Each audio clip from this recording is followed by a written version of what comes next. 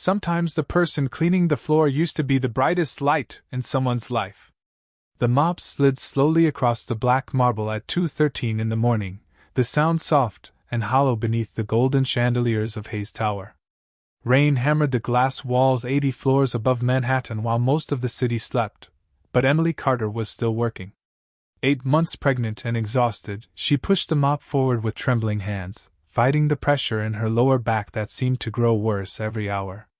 Her oversized gray hoodie hung loosely over her swollen stomach, hiding as much of her as possible. That was intentional. Invisible people survived longer. Emily had learned that the hard way.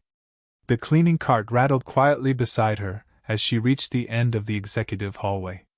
The scent of lemon disinfectant mixed with expensive cologne lingering in the air from billionaires and lawyers who had gone home hours earlier.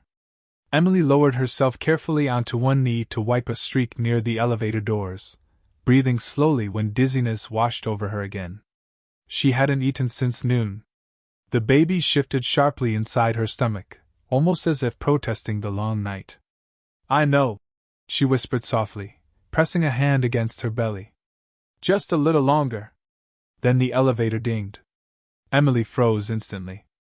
Nobody important came to the penthouse level after midnight. The polished steel doors slid open, and Alexander Hayes stepped out wearing a charcoal overcoat still damp from the rain. At 38, Alexander carried the kind of presence that made entire rooms adjust themselves around him. Billionaire founder of Hayes Global. Youngest real estate mogul on the East Coast. The media called him cold, brilliant, untouchable. Tonight he looked exhausted. His loosened tie hung slightly crooked beneath the collar of his white shirt, and shadows sat beneath his blue eyes after a 14-hour flight back from London. He took 2 steps forward before stopping completely.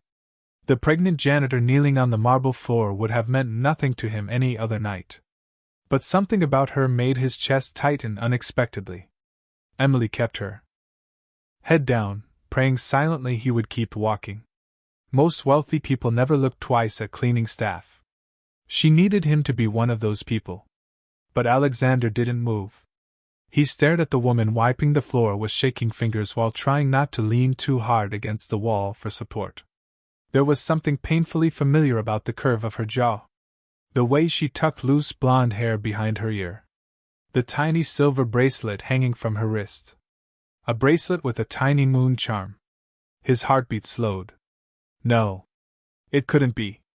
Emily adjusted the hood quickly, trying to hide more of her face. "I'm sorry, sir," she murmured quietly. "I'll finish and leave." Her voice hit him like a memory ripping through 20 years of silence. Summer fields. Bicycle tires on dirt roads. A girl laughing beneath fireworks near a lake in Ohio. Alexander felt rooted to the marble floor. "Wait," he said softly. Emily's fingers tightened around the rag instantly. She knew that voice too. That deep, calm tone she had not heard since she was 18 years old, standing beside a Greyhound bus station, while a skinny boy with impossible dreams promised he would come back for her someday. Her throat tightened painfully. "Please, not tonight. Not like this." Alexander stepped closer slowly, confusion growing across his face. "Emily?" The rag slipped from her hand. For one horrible second, silence swallowed the hallway.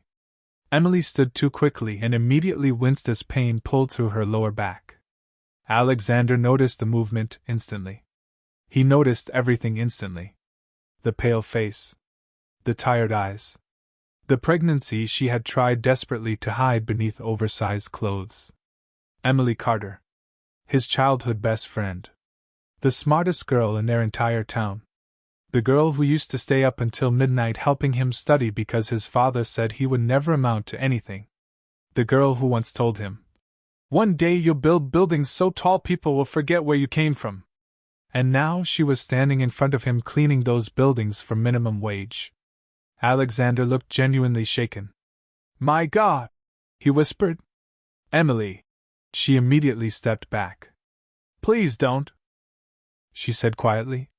"Don't look at me like that." Before Alexander could answer, loud laughter echoed from the far hallway. A drunk tenant stumbled out of the private lounge carrying a whiskey glass worth more than Emily's weekly paycheck. He glanced at the wet marble floor and frowned. Seriously? He snapped. Can nobody in this building do their jobs right? Emily immediately bent down again. I'm sorry, sir. The man barely looked at her before gesturing carelessly toward the streak near his shoes. Then clean it faster. Alexander's expression changed instantly. Calm disappeared from his face so quietly it was almost frightening. Because for the first time in years, billionaire Alexander Hayes was no longer looking at a stranger. He was looking at the girl who once gave him her winter coat because he couldn't afford one. And someone had reduced her to this. The drunk tenant looked annoyed for exactly 3 seconds before realizing who was standing behind the cleaning cart. His entire expression changed. Mr. Hayes? He said quickly, straightening his jacket. I did not realize you were back from London. Alexander did not answer immediately. His eyes remained fixed on Emily, who was kneeling again despite the visible strain in her body. The hallway suddenly felt too quiet. Too bright. Too cold. Rain streaked down the massive windows overlooking Manhattan while Emily wiped the marble floor with slow, careful movements, pretending her hands were not shaking. Pretending she could not feel Alexander staring at her like a ghost had just walked back into his life. Leave, Alexander said calmly. The tenant blinked. Excuse me? I said leave. There was no anger in Alexander's voice. Somehow that made it worse. The man muttered an awkward apology before disappearing toward the private elevator without another word. Emily kept her head lowered until the sound of footsteps vanished completely. Then silence returned. Heavy silence. The kind filled with things people were afraid to say. Alexander finally stepped closer. How long have you been working here? Emily folded the rag carefully before answering. 3 months. 3 months, he repeated quietly, as if the number itself offended him. And nobody told me. Emily let out a soft, humorless laugh. Billionaires usually do not get updates about janitors. The sentence landed harder than she intended. Alexander noticed the exhaustion in her voice immediately. Not bitterness. Exhaustion. The kind that came from surviving too long without help. He glanced at the cleaning cart beside her. Industrial spray bottles. Worn rubber gloves. A half-empty water bottle. Then his eyes stopped on something tucked beside the lower shelf. Prenatal vitamins. Cheap generic ones from a drugstore. Emily saw him notice and quickly moved the cart. You should not be lifting these buckets, he said. I manage. Emily. The way he said her name almost broke something inside her. Nobody had said it gently in a very long time. She stood slowly again, pressing one hand against her lower back. Alexander instinctively reached forward to steady her, but Emily stepped away before he could touch her. The movement was immediate. Defensive. Automatic. Alexander noticed that too. A flicker crossed his face. Not confusion anymore. Recognition. Something had happened to her. Something bad enough that even kindness now made her flinch.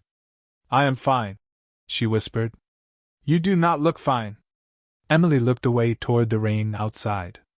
80 stories below them, New York glittered with wealth and movement and life. Up here everything felt strangely distant. I should finish my floor, she said quietly. My supervisor checks the cameras. Alexander stared at her for another long moment before asking the question that had already been burning through his mind since the elevator doors opened. What happened to you? Emily closed her eyes briefly.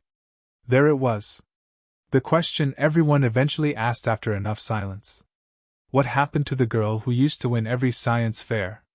What happened to the girl who got accepted into Johns Hopkins at 17? What happened to the girl who once swore she would never depend on anyone? Life happened. Bills happened. Grief happened. Love happened. It is late, she said softly. You do not want the long version. Alexander slid his hands into the pockets of his coat, but his jaw tightened. He remembered another rainy night nearly 20 years earlier when Emily sat beside him on the hood of his father's broken truck sharing gas station hot chocolate because they were too poor for coffee shop drinks. She had looked at him and said, "One day we are getting out of this town." She was supposed to become a doctor. He was supposed to become an architect. They were supposed to escape together. Somehow only one of them did. "I looked for you," Alexander admitted quietly. Emily froze. "After I moved to New York. I came back that summer." Her grip tightened around the mop handle. "My mother said you left town." Emily swallowed hard. "She got sick." Alexander waited. Emily stared at the floor. "Cancer," she whispered. "Stage 4. Insurance stopped covering treatment after 8 months." Alexander felt something sink heavily inside his chest. Emily continued speaking without looking at him, almost like she was too tired to keep carrying the story alone anymore. "I dropped out after my second year of college. I worked double shifts at a diner outside Cleveland. Then at a nursing home. Then wherever I could." Her voice remained calm, but her fingers trembled against the cart. "Mom passed away 3 years later." Rain pounded harder against the windows. Alexander remembered Emily's mother vividly. Warm smile. Homemade peach pie every 4th of July. She used to tell him he was too skinny and sneak extra food onto his plate when his father drank away grocery money. "I am sorry," he said. Emily nodded once, distant now. "After that I moved to New York with someone I thought loved me." Alexander immediately noticed the way her expression changed when she said it. The careful flatness. The emotional shutdown. Another clue. Another wound. Before he could ask anything else, Emily suddenly pressed one hand against the wall beside her. Her breathing caught sharply. Alexander moved instantly. "Emily?" She shut her eyes tightly for a second. "It is okay," she whispered. "The baby just kicks harder at night." But Alexander saw the pale color drain from her face. Saw how exhausted she really was beneath the oversized hoodie and dim lighting. Then he noticed something else. Bruises. Faint yellowing marks near her wrist partially hidden beneath her sleeve. Small enough most people would never see them. Alexander did. And in that moment, billionaire Alexander Hayes realized the girl who once protected him from the world had been surviving battles completely alone. Emily noticed the way Alexander kept looking at the bruises near her wrist, and instinctively she pulled her sleeve down farther. That tiny movement told him more than words could have. The hallway suddenly felt smaller around them. Colder. Somewhere deep below the tower, thunder rolled through Manhattan like distant drums while the lights of the city flickered against the rain-soaked glass. Alexander had spent years negotiating billion-dollar contracts without hesitation, but standing in front of Emily Carter again made him feel strangely helpless. "Who did that to you?" he asked quietly. Emily forced a small tired smile that never reached her eyes. "Life," she answered. Alexander did not smile back. He knew deflection when he heard it. Emily turned away from him and pushed the cleaning cart forward again, trying to end the conversation before her emotions slipped beyond control. The wheels rattled softly across the marble floor while her body moved slower than before. Exhaustion was catching up to her. Alexander walked beside her without speaking for several seconds. The silence between them felt crowded with memories. Summer baseball games behind the old church in Ohio. Cheap fireworks by the lake. Emily sitting beside him at 17 years old, filling out scholarship applications because she believed in his future more than he did. He remembered every detail suddenly. Even the way she used to bite the cap of her pen while studying. It terrified him how easy it was to remember. "You disappeared," he finally said. Emily stopped walking for half a second before continuing again. "So did you. I came back for you." Her grip tightened around the cart handle. "Alexander, I did." His voice remained calm, but there was something raw beneath it now. "I went to your mother's house after my first year in New York. The neighbors said you packed everything into a truck overnight." Emily stared ahead at the empty hallway. "We had collectors coming every week. Mom was sick. We lost the house. Alexander felt anger rise quietly in his chest, not toward her, but toward the idea that she had gone through all of this while he built skyscrapers and appeared on magazine covers pretending success meant something. Emily stopped beside a large window overlooking Central Park. Rainwater streamed down the glass in silver lines. For a moment neither of them spoke. Then Emily whispered something so softly he almost missed it. I was ashamed. Alexander looked at her sharply. Emily laughed once under her breath, but there was no humor in it. You left and became Alexander Hayes. Billionaire. Forbes magazine. Private jets. People say your name like it means power. She swallowed hard. And I became this. Her hand gestured quietly toward the cleaning cart. Alexander looked at her for a long moment before speaking. This is not who you are. Emily's eyes glistened instantly, which only made her angrier at herself. She looked away fast. You do not understand. Then help me understand. Emily closed her eyes briefly. The baby shifted again beneath her hoodie, pressing against her ribs hard enough to steal her breath for a moment. Alexander noticed immediately. When was your last doctor appointment? Emily hesitated too long. His expression darkened. Emily. 3 weeks ago.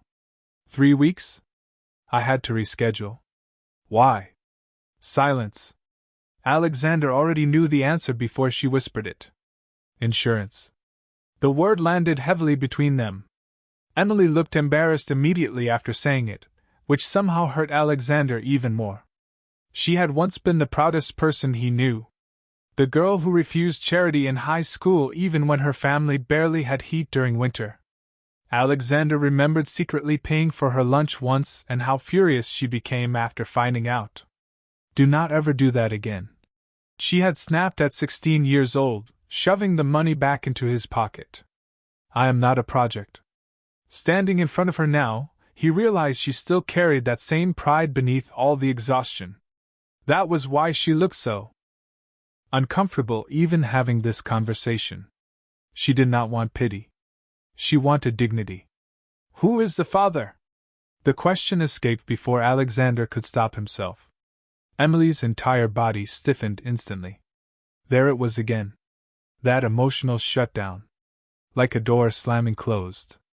Someone I should have left sooner, she said quietly. Alexander noticed she never used his name. Not boyfriend. Not husband. Just someone. The omission told its own story. A sharp pain crossed Emily's face suddenly, stronger this time. She gripped the edge of the cart and inhaled slowly through her nose. Alexander stepped forward immediately. You are in pain. It is normal. Emily. Pregnancy hurts sometimes, she whispered. But her face had gone pale again. Alexander looked toward the elevator, then back at her. You should not be here at 2 a.m. cleaning floors. Emily gave him a tired look. Bills still exist at 2 a.m. The sentence hit harder than she intended. Alexander rubbed a hand across his jaw, frustration building quietly beneath his calm exterior. He was used to fixing problems immediately. Buying solutions. Controlling outcomes. But Emily stood in front of him like living proof that money arrived too late for some people. Then something caught his eye near the employee hallway. A small folded blanket tucked behind the cleaning supplies beside an old backpack. Alexander stared at it. Then at her. Understanding spread slowly across his face. Emily, he said carefully. Where are you sleeping? Emily did not answer. She did not have to. Because in that terrible silence, billionaire Alexander Hayes realized the pregnant woman who once dreamed of saving lives did not even have a safe place to sleep herself. Emily looked down at the folded blanket beside the cleaning cart like she wished it would disappear if she stayed silent long enough. Alexander followed her gaze again. The old backpack. The blanket. The half-empty bottle of prenatal vitamins. Tiny details suddenly rearranged themselves into something unbearable. No, he said quietly, almost to himself. Emily wrapped her arms protectively around her stomach and turned away toward the window. Manhattan glowed beneath the storm like another universe entirely. Warm apartments. Late-night restaurants. Families asleep in safe homes. All of it felt impossibly far from where she stood. "It is temporary," she whispered. Alexander stared at her in disbelief. "You are sleeping here?" Emily exhaled shakily. "Sometimes downstairs. Sometimes in my car when security does not check the garage levels." The sentence hit him harder than any boardroom betrayal ever had. Alexander Hayes had spent the last decade building luxury towers with heated marble bathrooms and rooftop gardens for people wealthy enough to complain about the wrong shade of imported stone. Meanwhile, Emily Carter had been sleeping inside one of his parking garages, pregnant and alone. "How long?" he asked. Emily hesitated. "About 6 weeks. Alexander actually looked angry now. Not explosive anger. Worse. Quiet anger. Controlled anger. The kind that settled deep behind his eyes. "Why did nobody report this?" Emily laughed softly under her breath again. "Because nobody notices janitors, Alexander." The way she said his name after all these years nearly unraveled him. He remembered her voice at 16 years old reading biology flashcards aloud while they sat under flickering stadium lights after football games. Back then she sounded hopeful. Bright. Alive. Now every sentence carried exhaustion beneath it. Emily reached for the mop again, clearly desperate to end the conversation before emotions she had buried too long started surfacing. But as she bent slightly, her face tightened with sudden pain. Alexander moved instantly. "Sit down. I am okay." That was not a suggestion. Emily blinked at the sharpness in his tone. For a moment she saw the version of Alexander the world knew now. Powerful. Commanding. The billionaire who controlled billion-dollar negotiations with one sentence. But then his expression softened almost immediately. "Please," he said more quietly. Emily lowered herself carefully onto the bench near the windows, one hand pressed against her stomach while rainwater streaked down the glass behind her. Alexander removed his coat without hesitation and draped it gently over her shoulders. The expensive wool smelled faintly like cedar and rain. Emily almost protested automatically, but the warmth hit her exhausted body so suddenly she could not bring herself to give it back. "Thank you," she whispered. Alexander sat across from her, elbows resting on his knees as he studied her face beneath the harsh hallway lights. She looked thinner than she should at 8 months pregnant. Pale. Tired in a way sleep alone could not fix. "Why did you not call me?" he finally asked. Emily stared down at her hands. "I almost did once." Alexander frowned slightly. Emily swallowed hard before continuing. "About 4 years ago. I found an interview you did on television." A small sad smile crossed her lips. "You were opening that hotel in Chicago. Everyone kept calling you America's youngest self-made billionaire." Alexander remembered the interview. Barely. Endless cameras. Endless noise. Endless success that somehow never felt as satisfying as people imagined. "I had your office number saved for 3 days," Emily admitted quietly. "But then I thought—" She stopped herself. "Thought what?" Emily looked up at him finally, and the vulnerability in her eyes made his chest tighten painfully. "That maybe people like you should not be dragged backward by people like me." Alexander stared at her in complete silence. Then he shook his head once, slowly, like he genuinely could not believe what he was hearing. "Emily," he said softly, "there has never been a version of my life where you were something to be ashamed of." Her eyes immediately filled with tears she clearly hated. She looked away fast toward the rain outside before they could fall. "You should not say things like that to tired pregnant women," she whispered weakly. Alexander almost smiled for the first time that night. Almost. Then his attention shifted again toward the bruising near her wrist. Faded yellow. Not fresh. But enough. "Did he hurt you?" Emily's expression shut down immediately. Alexander noticed every wall go back up in real time. "Do not," she whispered. "Emily. Please." Her voice cracked slightly this time. Alexander leaned back slowly, forcing himself not to push harder even though every instinct in him wanted answers immediately. He had spent years learning how to read people in business. Fear, shame, trauma. Emily was carrying all three. "What is his name?" he asked carefully. Silence stretched between them while thunder rolled outside again. Finally, Emily answered so quietly he barely heard it. "Daniel Brooks." Alexander memorized the name instantly. Emily rubbed her stomach slowly as the baby shifted again. "He was charming when I met him," she said distantly. "Everybody loved him. He made me feel safe after Mom died." Her voice thinned. "At least at first." Alexander remained perfectly still, listening. "Then he lost his job. Then came the gambling. Then the debt." Emily swallowed hard. "By the time I found out I was pregnant, he already blamed me for everything wrong in his life." Alexander felt his jaw tighten again. Emily looked exhausted just talking about it. "He left 2 months ago," she whispered. "Said a baby would ruin what was left of his future." Rain hammered harder against the tower windows while Alexander sat there staring at the woman who once believed in his future more than anyone else ever had. And somewhere deep beneath the anger rising quietly inside him was something even heavier. Guilt. Because for the first time in years, Alexander Hayes realized success had cost him the one person he should have protected all along.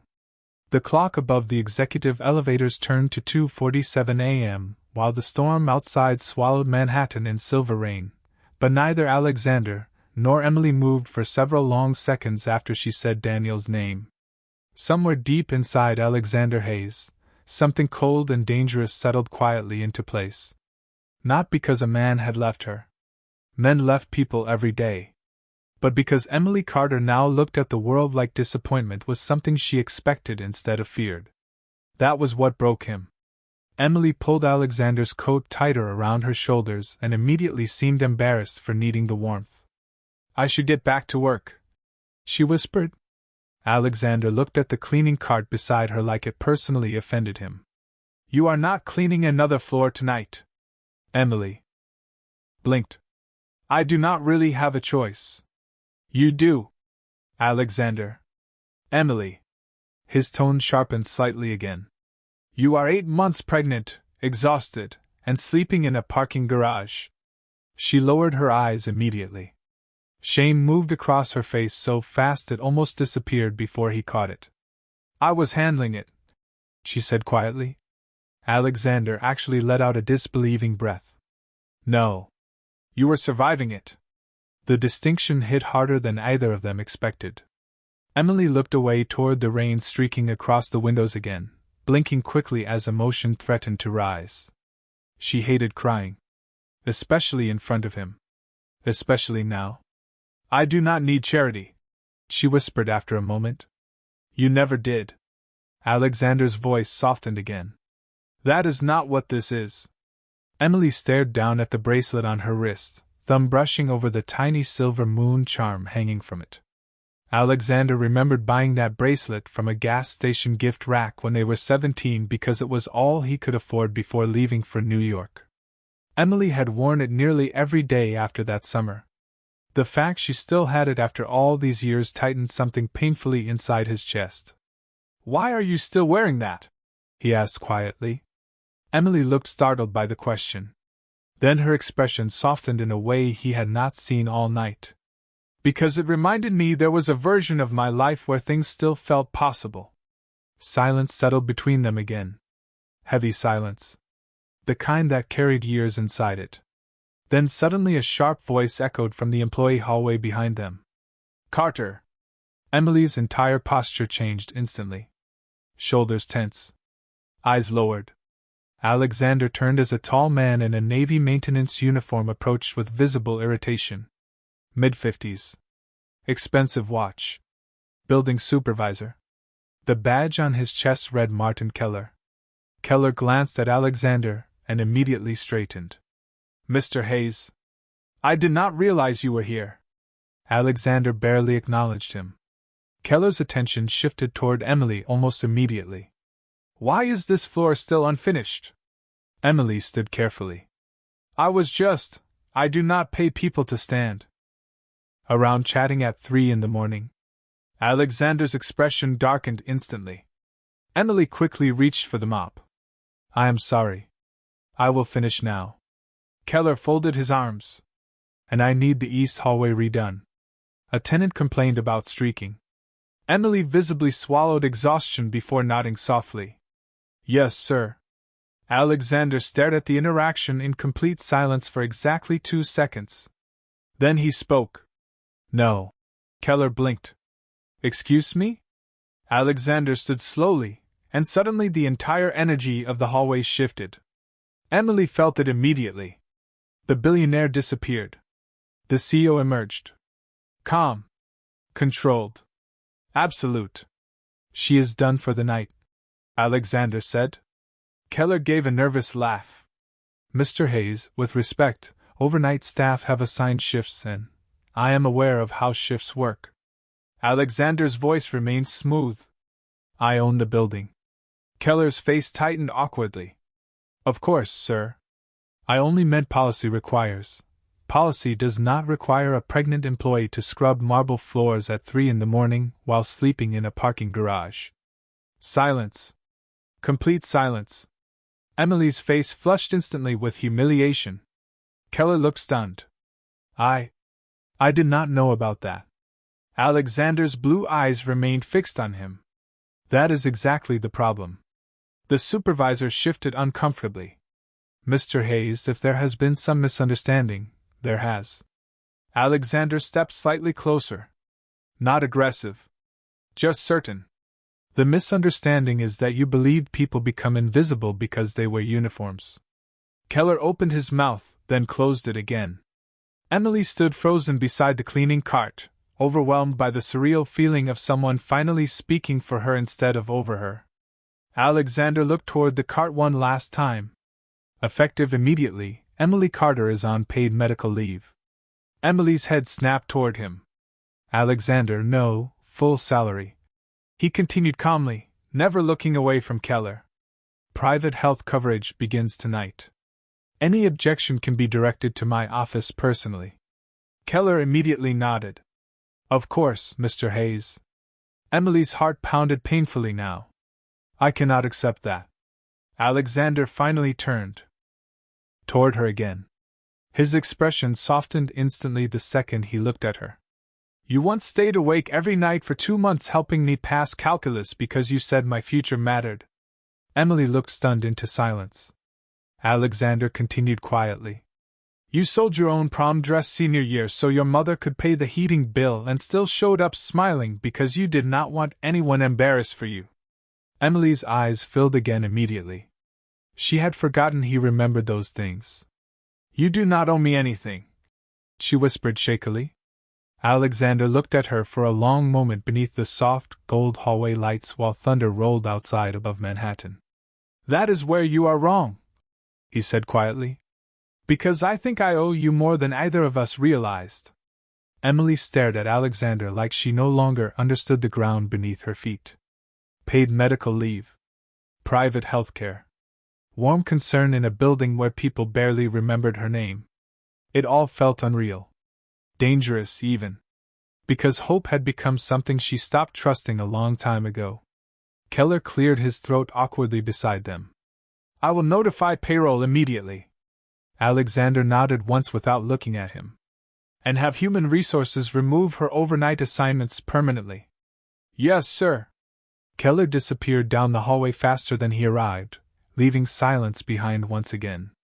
Emily wrapped Alexander's coat tighter around herself, overwhelmed by exhaustion and emotion she no longer knew how to hide properly. You should not have done that, she whispered. Alexander looked at her carefully. Which part? Any of it. Rain continued sliding down the windows behind them while the city glowed in blurred gold beneath the storm. Emily looked smaller somehow sitting on the bench with her tired eyes and swollen feet hidden beneath oversized sneakers. Alexander could not stop noticing details now. The frayed cuff of her hoodie. The cheap grocery store bracelet holding her hair together. The way she rubbed her stomach whenever anxiety rose. You once told me people deserve help before they break completely, Alexander said quietly. Emily frowned slightly, trying to remember. Alexander almost smiled. You were 17. We passed the homeless veteran outside Miller's grocery store. Emily blinked in surprise. She remembered the man instantly now. Cold November evening. Snow starting to fall. Alexander had only $6 in his wallet and gave all of it away without hesitation. Emily remembered scolding him because he needed gas money to get home. You said dignity matters more when someone is struggling, Alexander continued softly. I never forgot that. Emily looked down at her hands again, unable to speak for a moment. Nobody remembered the good parts of her anymore. Lately people only noticed problems. Bills. Exhaustion. Pregnancy. Failure. Alexander still remembered the girl she used to be. Somehow that hurt almost more than the kindness itself. Then suddenly the baby kicked sharply again. Emily inhaled softly and pressed a hand against her stomach. Alexander noticed immediately. How far along are you exactly? 34 weeks. And you have been lifting cleaning supplies every night? Emily gave him a tired look. Babies unfortunately do not pause rent payments. Alexander shook his head quietly like he still could not process any of this. Then his expression shifted slightly. Decision settling into place. Come with me. Emily blinked. Where? Somewhere warm. She immediately tensed again. Alexander, you are not sleeping in a garage tonight. Emily stood carefully from the bench, holding the edge for balance. I cannot just disappear from work. You already did. This is too much. Alexander stepped closer, lowering his voice gently. Emily, look at me. She hesitated before finally lifting her eyes toward his. You do not have to survive every single thing alone anymore. The sentence nearly broke her. Emily looked away instantly before emotion overwhelmed her completely. Nobody had spoken to her that softly in years. Alexander grabbed the cleaning cart carefully and moved it aside before picking up her worn backpack from the floor. It felt almost weightless. That disturbed him more than he expected. Alexander. Yes? Emily looked genuinely embarrassed now. There are only 2 changes of clothes in there. Alexander's expression softened immediately. Okay. And 1 pair of baby socks. Her voice cracked slightly on the last word. Alexander glanced down at the backpack in his hand and felt something tighten painfully in his chest again. 1 pair of baby socks. That was all she had prepared for motherhood so far. Not because she did not care. Because survival had consumed everything else. The elevator ride down felt strangely quiet. Soft piano music played through hidden speakers while rainwater shimmered against the glass walls of the tower. Emily stood near the back corner clutching his coat around her body while Alexander remained beside her, one hand loosely resting near the railing like he was unconsciously ready to steady her if needed. Neither of them noticed the security guard downstairs staring in complete confusion when billionaire Alexander Hayes personally walked a pregnant janitor through the private lobby at 3 in the morning carrying her backpack himself. Outside, the rain had softened into mist. A black town car waited beneath the glowing entrance canopy. Emily froze slightly when the driver opened the rear door. I cannot go to some luxury penthouse, she whispered quickly. Alexander paused. Why not? Emily let out a weak laugh.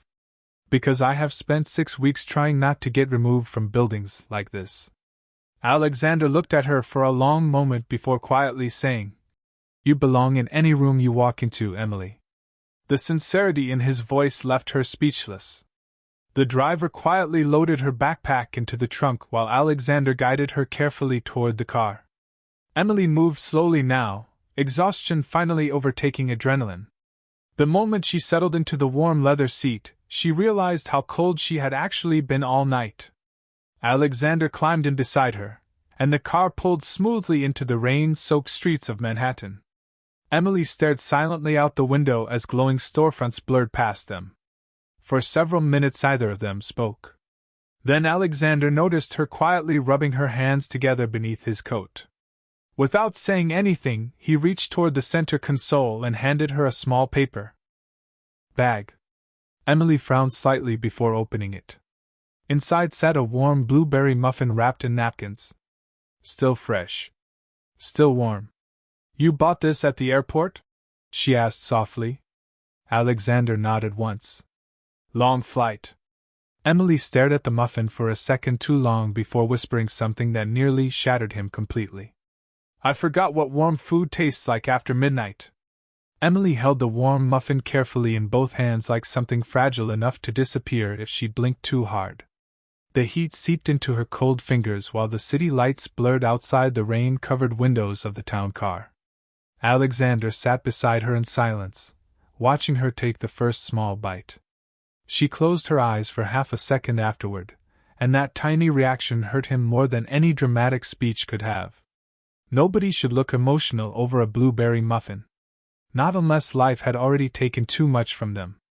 You should eat slower, Alexander said quietly after noticing how quickly she swallowed the second bite. Emily looked embarrassed immediately. Sorry. Do not apologize for being hungry. The sentence settled softly between them while the car moved through the sleeping streets of Manhattan. Emily leaned her head carefully against the cool glass window afterward, exhaustion finally overtaking the adrenaline that had carried her through the night. Alexander noticed the dark circles beneath her eyes becoming heavier every minute. How much sleep are you getting? He asked. Emily gave a weak shrug. A few hours here and there. That is not an answer. She looked down at the muffin wrapper. Maybe 4 hours on good nights. Alexander stared ahead silently. 4 hours. 8 months pregnant. Cleaning floors overnight. Sleeping in parking garages. Something about the math of her suffering made him feel physically ill. The car slowed beneath another red light, soft jazz playing quietly through hidden speakers while rain tapped against the roof overhead. Emily suddenly spoke without looking at him. You really became everything you said you would. Alexander turned slightly toward her. I had help. Emily smiled faintly at the window. No. You had. Talent. Alexander almost corrected her immediately, but something stopped him. Because deep down he remembered exactly who had pushed him hardest when nobody else believed he could escape Ohio. Emily used to spend hours editing his scholarship essays because his grammar was terrible at 17. She used to drag him to the public library every Saturday because she said intelligent people did not get trapped in small towns forever. She believed in him long before investors did. Do you remember The Bridge by Miller Lake? He asked suddenly. Emily blinked in surprise before laughing softly for the first time that night. A real laugh. Small, tired, but real. The one that shook every time trucks drove over it. Alexander nodded. You made me climb that thing at midnight senior year. Because you were afraid of heights. I still am. Emily shook her head slightly. No, you are not. Alexander looked at her carefully. I built skyscrapers despite being afraid. There is a difference. Her smile faded slowly after that, replaced by quiet sadness again. You always did impossible things. The car finally turned beneath a private underground entrance guarded by security gates and soft white lighting. Emily immediately straightened slightly when she realized where they were going. Alexander, what? This place looks expensive enough to have its own zip code. He almost smiled again. It probably does. The car eased into a private garage beneath one of Alexander's residential towers overlooking the Hudson River. Everything looked warm and polished and impossibly far away from the cold parking levels where Emily had been sleeping. She suddenly became very quiet. Alexander noticed instantly. You okay? Emily stared out at the polished concrete floors and luxury cars parked in perfect silence. I do not fit in places like this anymore. The honesty in her voice nearly shattered him again. Alexander stepped out first when the driver opened the door, then immediately turned and offered Emily his hand. She hesitated for only half a second before taking it carefully. The moment her fingers touched his, a strange silence settled between them again. Familiar. Dangerous. Human. Alexander helped her step out slowly, instinctively steadying her when she winced from stiffness in her back. Easy. Emily looked embarrassed again by how much assistance her body suddenly needed. Pregnancy is glamorous, she muttered weakly. Alexander actually smiled this time. Briefly. You once climbed onto a football stadium roof to spray paint our principal's parking spot. Emily looked horrified. You promised never to mention that again. You misspelled dictatorship. I was emotional. You were 17. Which is medically the same thing. For one tiny moment, the years between them disappeared completely. No billionaire. No janitor. No loneliness. Just Alexander and Emily again beneath soft lights and midnight exhaustion. Then the elevator doors opened. A silver-haired concierge standing inside immediately straightened in surprise. Mr. Hayes. We did not expect you back until tomorrow afternoon. His eyes shifted toward Emily for a brief second before widening slightly at her condition. Alexander noticed and calmly stepped closer beside her without hesitation. Protective. Automatic. I need the East penthouse prepared, he said smoothly. And contact Dr. Levin first thing in the morning. Emily looked startled. Alexander, that is not necessary. He ignored the protest entirely. Also have someone bring maternity essentials and groceries by 8 a.m. The concierge nodded immediately. Of course, sir. Emily looked overwhelmed now. Please stop buying things for me. Alexander finally turned toward her fully inside the quiet elevator. Soft, golden light reflected across the steel walls while rainwater shimmered down the glass outside. Emily, he said gently, when was the last time someone took care of you? The question hit too hard. Her eyes immediately dropped toward the floor because she could not answer it honestly without crying. And Alexander realized with quiet horror that the silence itself already was the answer. The elevator doors opened directly into silence. Soft amber lights glowed across a penthouse larger than Emily's entire apartment building back in Ohio. Floor-to-ceiling windows overlooked the Hudson River where rain shimmered across black water beneath the sleeping skyline of Manhattan. Everything looked warm, expensive, untouched. Emily stopped walking the second she stepped inside. Her worn sneakers remained planted near the entrance marble, while Alexander quietly removed his coat from her shoulders and handed it to the concierge waiting discreetly nearby. Would you like tea prepared, sir? The concierge asked politely. Alexander looked toward Emily first before answering. Chamomile. And something light to eat. Emily immediately shook her head. I already had the muffin. The concierge smiled kindly without judgment. Understood, ma'am. Emily visibly stiffened at the word ma'am. Nobody had called her that in months. Alexander noticed every tiny reaction now.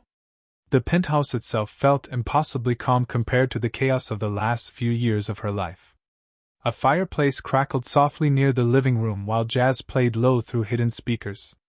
Fresh white flowers sat on a long dining table made of dark oak. Nothing looked rushed. Nothing looked broken. Emily suddenly realized she could not remember the last room she had stood in that felt peaceful.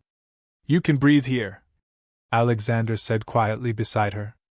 Emily looked startled. What? You have been holding your breath since we got out of the car. She had not even noticed.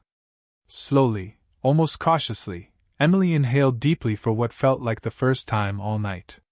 Warm air filled her lungs instead of cold garage concrete and cleaning chemicals. The baby shifted softly beneath her hoodie. Alexander noticed immediately. Come sit down. Emily hesitated before lowering herself carefully onto the cream-colored sofa near the fireplace. She looked terrified of damaging something expensive. Alexander sat across from her instead of beside her, understanding instinctively that too much closeness too fast would only make her retreat emotionally again. I still cannot believe this is real, Emily admitted quietly after several moments. Which part? Any part. Her tired eyes moved around the penthouse slowly. People like me do not suddenly end up here. Alexander leaned back slightly in his chair, studying her expression beneath the firelight. Emily, stop talking about yourself like you are disposable. The sentence landed heavily between them. Emily looked down immediately, fingers twisting nervously together in her lap. That is not what I meant. It is exactly what you meant. His voice remained gentle, but direct. And somebody taught you to believe it. Silence followed. Long silence. The kind that usually hides painful truths. Emily stared at the fireplace while shadows flickered softly across her face. When my mother got sick, she said quietly, everything became about survival. Bills. Hospitals. Debt collectors. Her voice sounded distant now, almost like she was watching her own life happen from far away. Then after she died, I just kept choosing men who promised safety. Alexander listened without interrupting. Daniel was different at first, Emily continued softly. He bought groceries when I could not. Fixed my car. Told me I deserved better than struggling all the time. A sad smile crossed her lips. Funny how people can sound like rescue in the beginning. Alexander's jaw tightened slightly at the sentence. Emily rubbed her stomach slowly while speaking. I think grief makes you trust the wrong people because you are so desperate not to feel alone anymore. The honesty in her voice made the room feel quieter somehow. Alexander looked toward the rain streaking across the giant windows before asking carefully, Did he know you were pregnant when he left? Emily nodded once.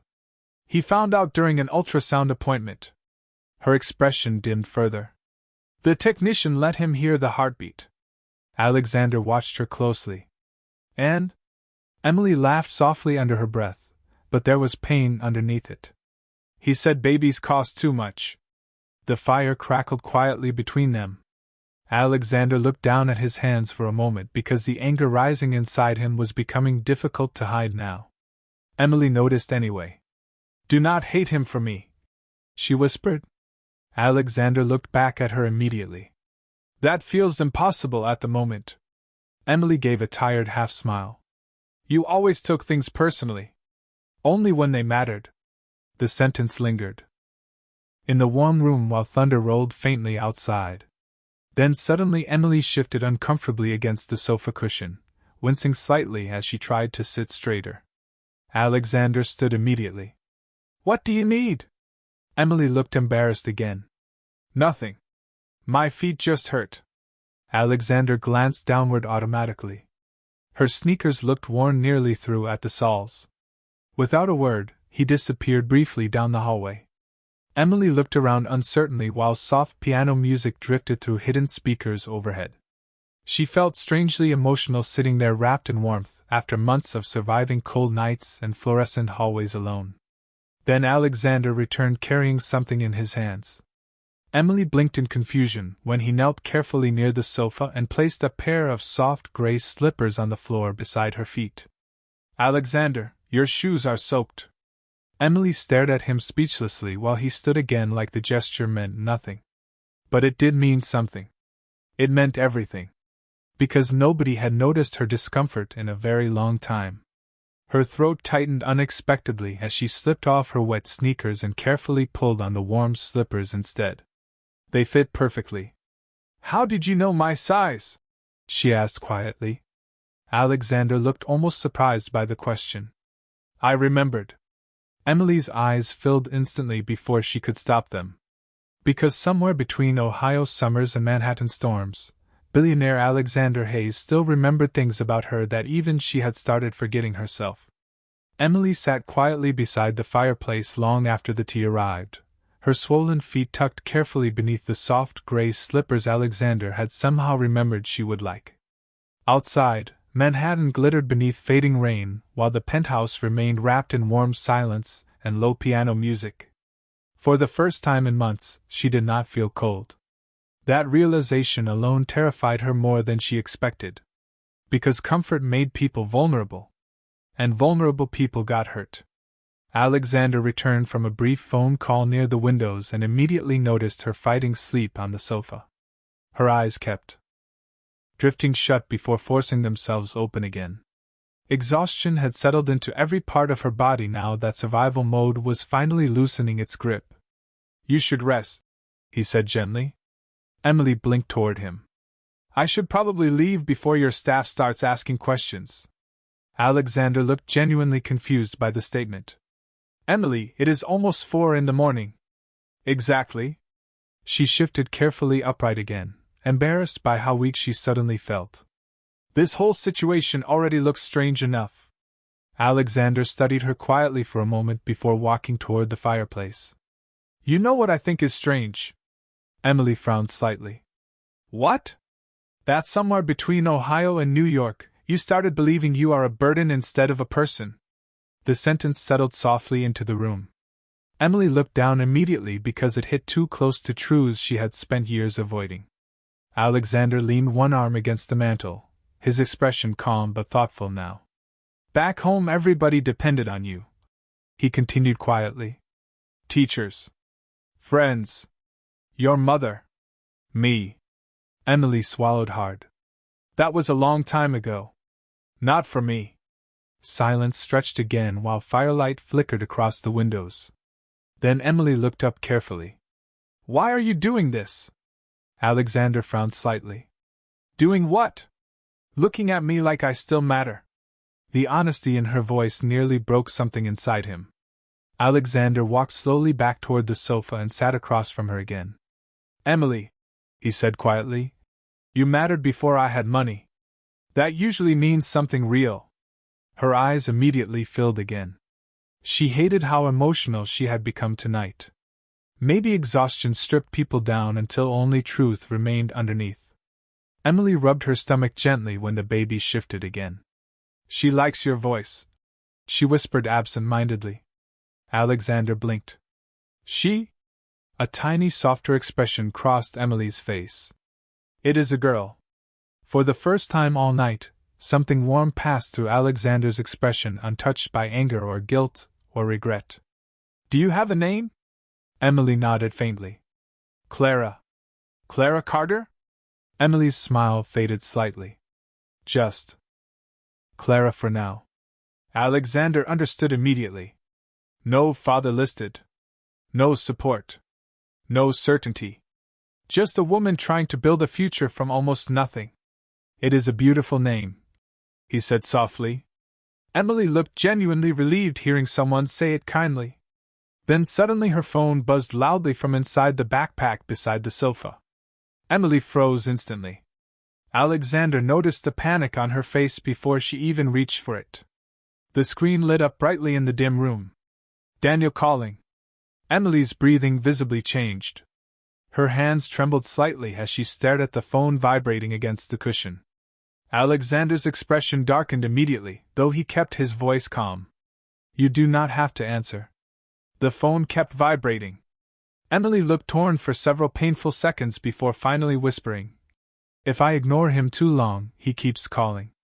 Alexander said nothing. Emily answered carefully, keeping her voice low. Hello? Daniel's voice echoed sharply through the speaker, loud enough for Alexander to hear pieces of it from across the room. Where the hell are you? Emily immediately looked embarrassed. I am fine. Your car is gone. I said I am okay. A bitter laugh came through the phone. Did you finally find some rich idiot to rescue you? Alexander's jaw tightened silently. Emily turned slightly away. Daniel, not tonight. You owe me money, Emily. Her face paled instantly. I already sent what I could last week. Not enough. Emily closed her eyes briefly. Alexander watched every reaction carefully now. Fear. Shame. Pressure. Please stop calling me at work, she whispered. Work? Daniel scoffed. Cleaning floors at 4 in the morning is not a career. The words landed harder than he probably realized. Emily's grip tightened painfully around the phone. Then Daniel laughed again, colder this time. Unless your billionaire boyfriend promoted you already. Alexander's expression changed instantly at that sentence. Sharp. Focused. Dangerous in the quietest possible way. Emily looked horrified. What are you talking about? Your supervisor posted a picture online 30 minutes ago. Alexander Hayes personally walking you through the lobby. Emily's stomach dropped. Daniel continued before she could answer. Interesting upgrade from sleeping in a Honda. Alexander stood slowly now, eyes fixed on the rain beyond the windows while every protective instinct inside him locked into place. Emily whispered shakily into the phone, "Daniel, please." But then his next sentence changed everything. "You should probably tell your billionaire friend the truth about that baby." Silence slammed through the room instantly. Emily's face lost all color. Alexander turned back toward her slowly. And for the first time that night, he realized there was still something about Emily's life he did not understand at all.